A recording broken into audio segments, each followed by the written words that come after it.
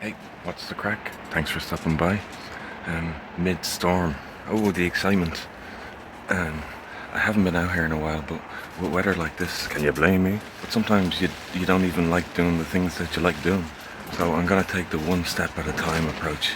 And I've already gone through the compost bin, a 9-month compost update on the way. That was step one. So step two is going to be taking in the tomatoes, the ripe ones first, which I did already, and I'll show you how I got on with that. And the second step is to bring in all the green tomatoes and any dodgy ones. Although I've got a few of the dodgy ones already, because they were attracting pests. Probably can hear me with all this feckin' wind. Feckin' fecker, yeah. I don't think this is the best time to be going out picking tomatoes or doing anything, to be quite honest. So I'm gonna leave that job until the morning, and in the meantime I'll let you have a look at how I got on taking in the last of the ripe tomatoes. Exciting times. So picking pomodoros. Look at that one, looking a bit rough.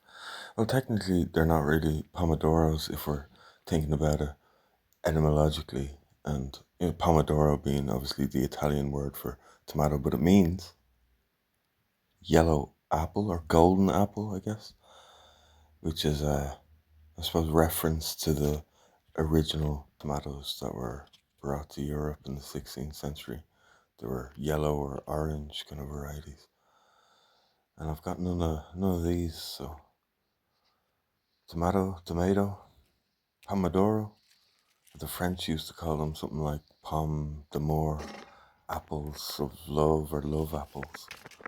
And I'm sure you heard about them being called devil's fruit or devil's apples as well, coming from when people used to think they were poisonous.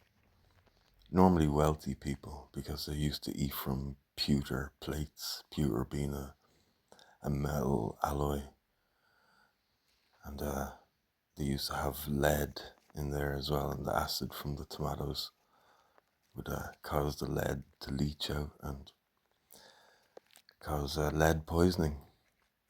Meanwhile, the poor peasants were eating off wooden plates, so they didn't have the lead poisoning. But with porous wood, they probably had plenty of bacteria, mold, and microorganisms. So you had a choice with your tomatoes: either be a tomato-eating, bacteria-riddled peasant or a lead-poisoned aristocrat. Fun. Look at this guy. There's a devil's fruit for you. Oh, there's a nice few there.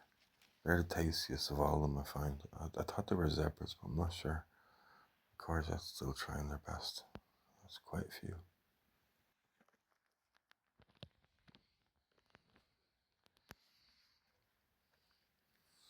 This last fella here on my way in. Oop, oop. Back in there. So here we are, the next morning, and I could have sworn Med Aaron said that this storm was going to last until 6 p.m. last night, but maybe they meant 6 p.m. today. However, I've started the green tomato harvest, but it has started raining along with the wind. The wind I could handle, the rain not so much with the camera on. But I'm gonna jump out anyway and we'll give it a go for as long as we can. So let's go. Out here battling the wind for some green tomatoes. These aren't looking too bad though. It's difficult with one hand in a storm or otherwise.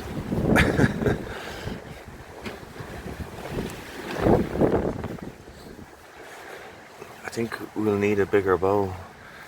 It's that old classic, when to take the tomatoes out.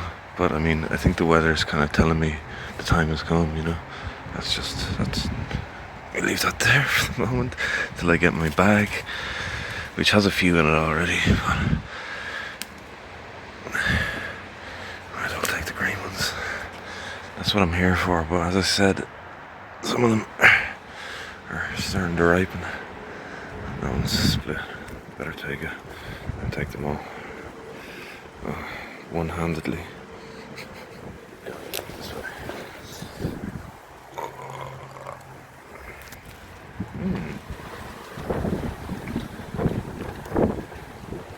Put these ones in my pocket for the moment.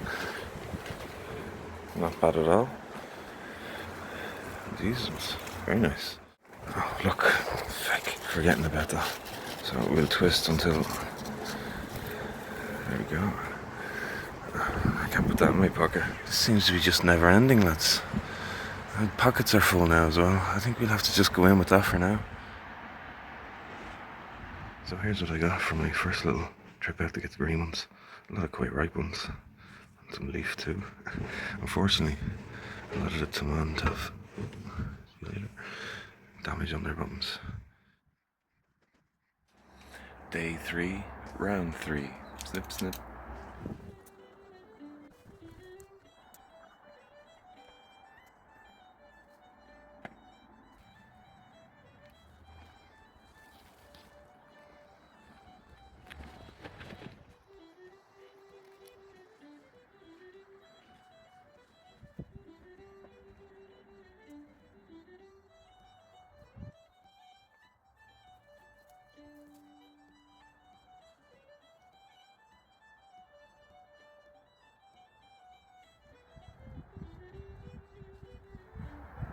Cherry on top.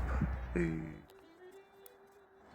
Still plenty more to go, but fairly full. Got a pot.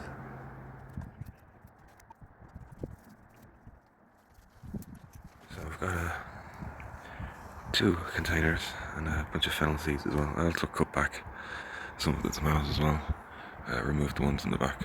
They need to be cut down a little bit closer to the ground. But these are still a mass of confusion, but I'll get them out soon enough. One step at a time, right? Thanks for stopping by and watching the video. I'll see you in the next one. Take care. Slán.